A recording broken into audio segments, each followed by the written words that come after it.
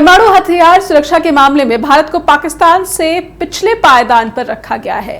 परमाणु सुरक्षा की स्थिति का मूल्यांकन करने वाले एक अमेरिकी स्थित अंतर्राष्ट्रीय संगठन न्यूक्लियर थ्रेट इनिशिएटिव यानी कि एनटीआई ने अपनी एक ताजा रिपोर्ट में ये नई रैंकिंग जारी की है। लेकिन सवाल ये उठ रहे हैं कि एनटीआई ने न्यूक्लियर वेपन सेफ्टी के मामले में भारत को उत्तर कोरिया और ईरान जैसे देशों के बराबर समझ लिया है। आइए करते हैं पूरी लिस्ट को डिकोड और समझने की कोशिश करते हैं कि एनटीआई यानी कि न्यूक्लियर थ्रेट इनिशिएटिव ने किन पैमानों पर रैंकिंग तैयार की है। तो न्यूक्लियर थ्रेट इनिशिएटिव ने भारत की तुलना ईरान और उत्तर कोरिया जैसे देशों से कर डाली है। खतरनाक परमाणु हथियारों की सुरक्षा के मामले में पाकिस्तान ने पिछले मूल्यांकन के बाद से 3 नंबर ज्यादा हासिल किए हैं। अब वो 22 देशों की इस लिस्ट में 19वें नंबर पर पहुंच गया है।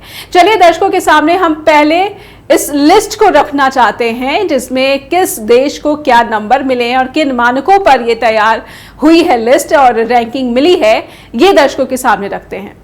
तो परमाणु हथियार सुरक्षा में पाकिस्तान निकला है आगे। ग्राफिक्स की मदद से दिखाना चाहते हैं कि एनटीआई की ये जो ताजा रैंकिंग है इसमें क्या स्कोर मिला है पाकिस्तान को। तो पाकिस्तान का जो स्कोर है वो 49 नंबर का स्कोर है, यानी कि वो भारत से आगे है क्योंकि भारत को मिले हैं 40 अंक, ईरान को मिले हैं 29 अंक और उत्तर कोरिया को मिले हैं 18 से ज्यादा अंक।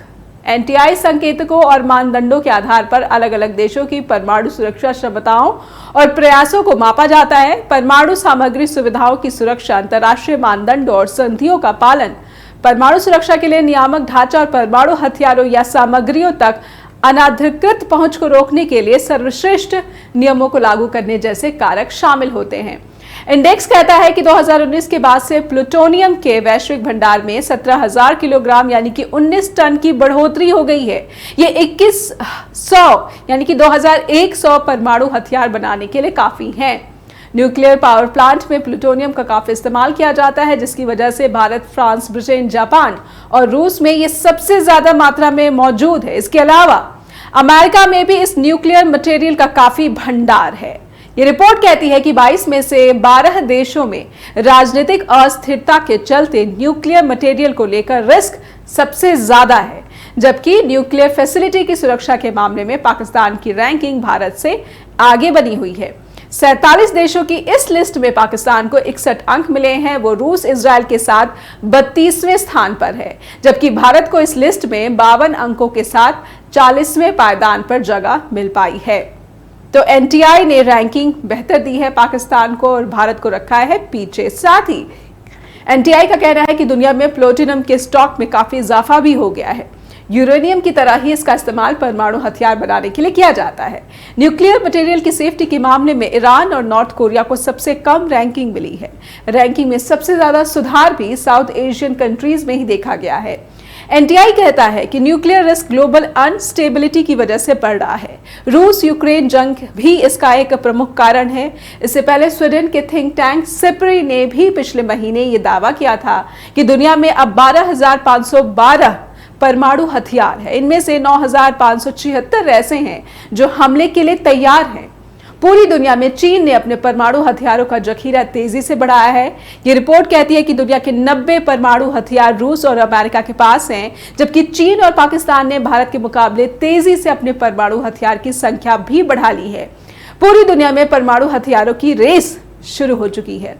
दर्शकों को ध्यान दिलाना चाहेंगे कि इस साल जून के महीने में भी रूस के राष्ट्रपति व्लादिमीर पुतिन ने यह घोषणा कर दी थी कि उन्होंने परमाणु हथियारों की पहली खेप बेलारूस में तैनात के लिए भेज दी है।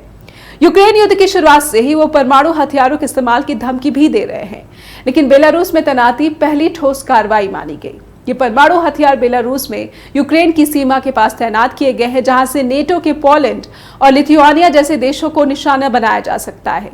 साथ ही रूस ने ऐसे मिसाइल और लड़ाकू विमान भी भेजे हैं जो 500 किलोमीटर की दूरी तक परमाणु हथियार से हमले कर सकते हैं।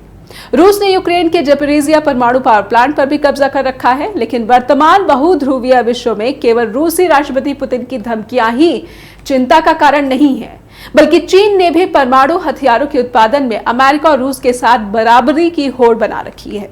सब जगह हथियार नियंत्रण संधियों की म्याद खत्म हो रही है और नए समझौते नहीं किए जा रहे हैं। कुल मिलाकर ये कह सकते हैं कि वर्तमान में दुनिया परमाणु हमले के खतरे का सामना कर रही है।